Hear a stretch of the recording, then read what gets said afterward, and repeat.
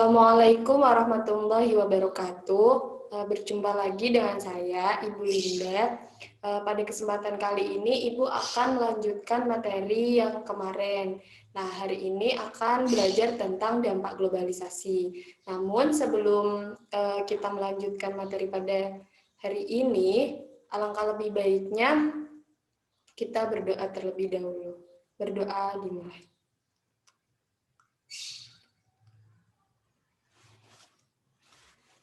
Berdoa selesai.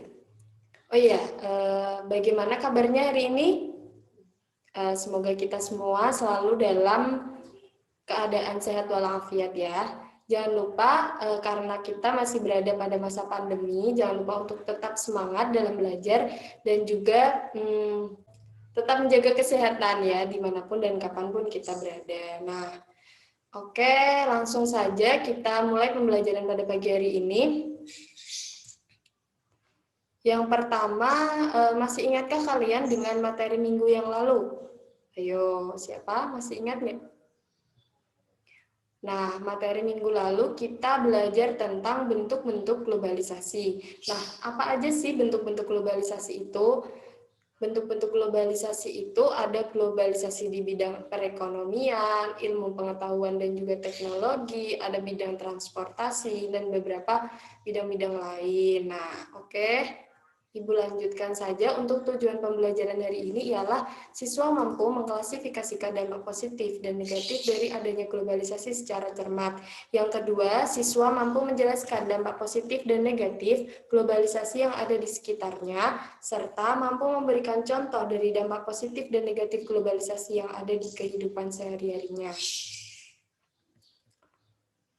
Oke, lanjut. Dampak globalisasi. Nah, dampak globalisasi ini tuh ada dua. Yang pertama ada dampak positif dan juga dampak negatif. Dampak positif itu apa sih? Dampak positif ialah dampak yang dapat memberikan manfaat atau pengaruh baik kepada yang menjalaninya. Kemudian dampak negatifnya ialah memberikan kerugian ataupun pengaruh buruk kepada orang yang melakukannya. Seperti itu. Oke, lanjut. Kita pertama ada dampak positif.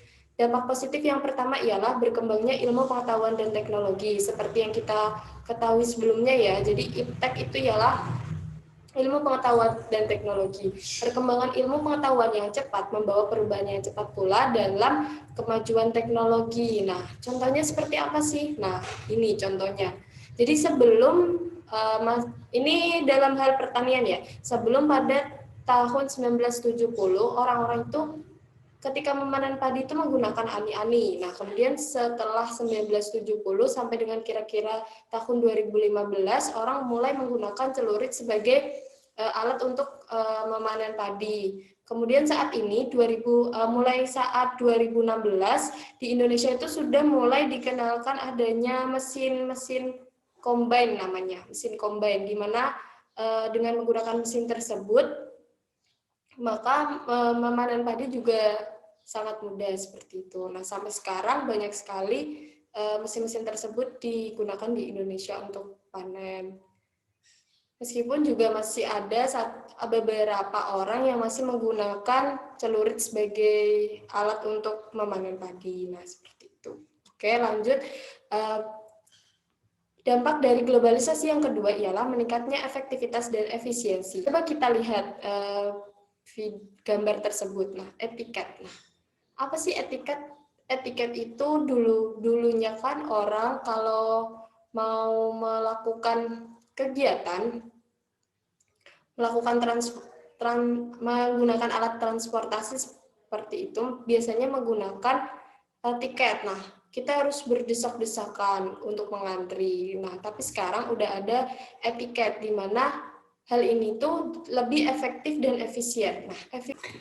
Nah, efektivitas merupakan pengukuran keberhasilan dan kebenaran dalam pencapaian tujuan yang diinginkan. Sedangkan efisiensi merupakan pengukuran ketepatan dan kesesuaian hasil pekerjaan dengan apa yang kita lakukan.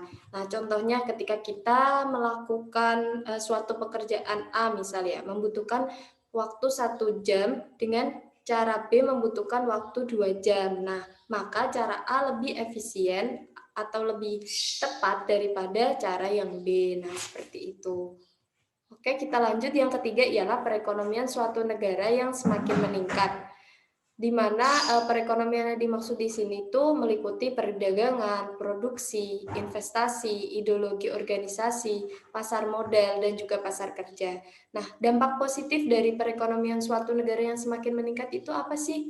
Dampak positifnya ialah semakin berkembang perekonomian suatu negara. Jadi kita dapat melakukan perekonomian di berbagai negara dengan mudah dan juga efisien seperti tadi ya. Meningkatnya taraf hidup masyarakat. Nah, ini berhubungan dengan dampak positif yang sebelumnya, yakni meningkatnya perekonomian suatu negara. Mengapa hal ini terjadi? Karena ketika perekonomian suatu negara meningkat, maka taraf hidup masyarakatnya juga akan meningkat. Nah, di antaranya hal ini tuh membuat negara semakin aman, damai, dan juga tentram. Karena ketika orang-orang taraf hidupnya tinggi, maka kriminalitas akan lebih berkurang seperti itu. Yang kelima, komunikasi semakin cepat dan mudah. Seperti yang Ibu jelaskan pada minggu lalu ya, adanya perkembangan teknologi komunikasi menjadikan kita semakin cepat dan juga mudah dalam berkomunikasi dengan orang-orang yang bahkan di luar negeri seperti itu.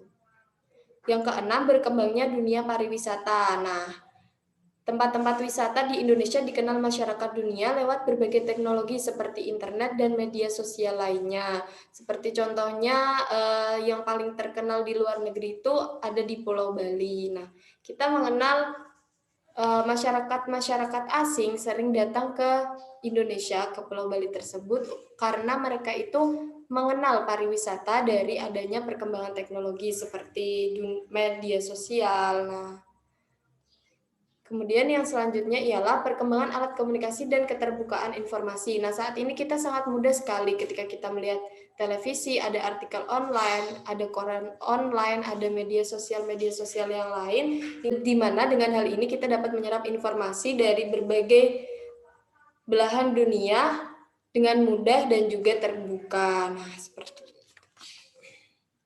Nah, yang selanjutnya ialah ada dampak negatif. Yang pertama ini westernisasi. Pasti kalian sudah tidak asing lagi dengan kata-kata westernisasi. Westernisasi itu apa sih? Westernisasi merupakan suatu perbuatan seseorang yang mulai kehilangan nasionalisme dengan meniru atau melakukan aktivitas yang kebarat-baratan. Nah, westernisasi ini dilakukan diantaranya dengan cara meniru gaya hidup bangsa Barat seperti bangsa Eropa dan juga Amerika, di mana bangsa Eropa dan Amerika ini dianggap sebagai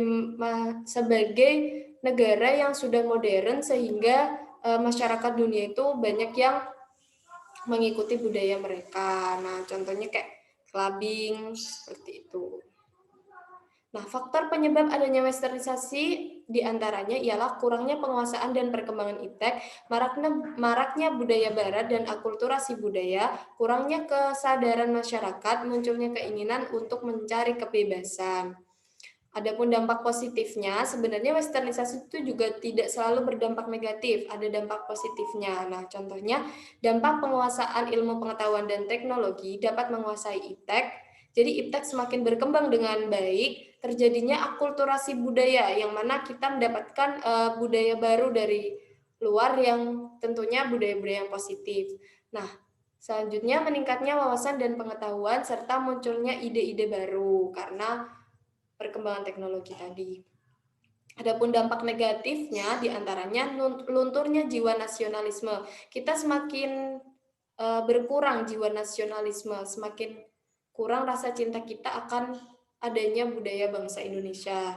Gaya hidup konsumtif, mencari segala sesuatu yang instan, budaya barat yang liberal mengakibatkan munculnya pornografi, pergaulan bebas, dan lain-lain. Karena ketika budaya westernisasi itu sudah masuk ke Indonesia, banyak sekali budaya-budaya yang kurang sesuai dengan diri kita. Yang kedua adanya demoralisasi. Demoralisasi itu apa sih? Memudarnya nilai dan norma sosial masyarakat dalam menyebabkan munculnya dekadensi moral atau menurunnya akhlak. Jadi yang awalnya kita itu sopan sama orang tua, orang yang lebih tua. Nah, kemudian setelah masuknya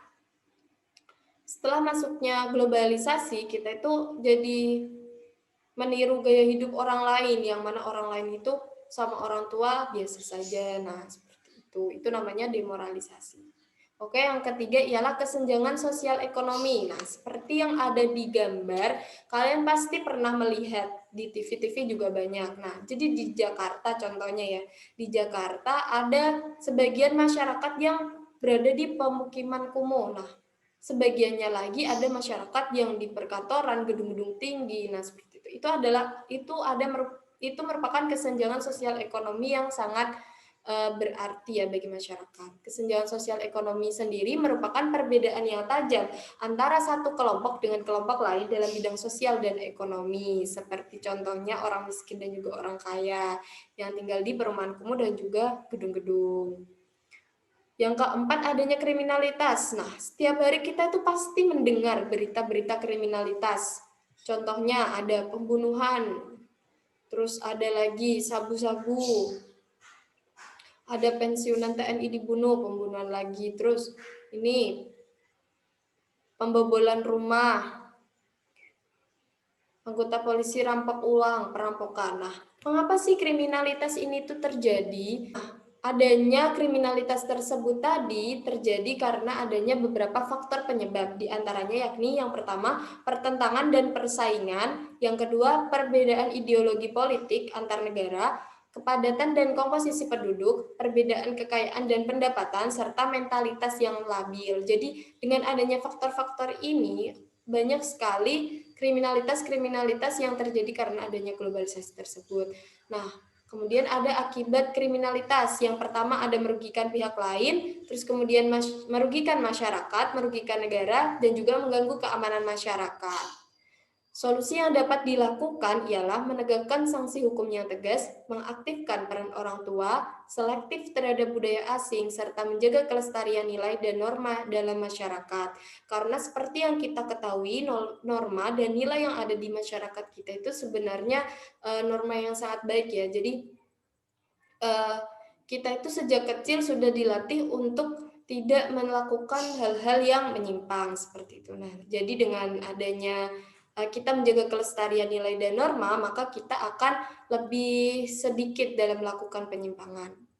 Lebih sedikit kemungkinan dalam melakukan penyimpangan. Yang kelima, ada pencemaran lingkungan. Nah, mengapa pencemaran lingkungan ini menjadi dampak negatif dari adanya globalisasi? Karena ini, adanya globalisasi membuat masyarakat semakin produktif dalam melakukan kegiatan perekonomian. Nah, seperti contohnya ada pabrik-pabrik yang dibangun besar di Indonesia. Nah, pabriknya milik orang luar negeri.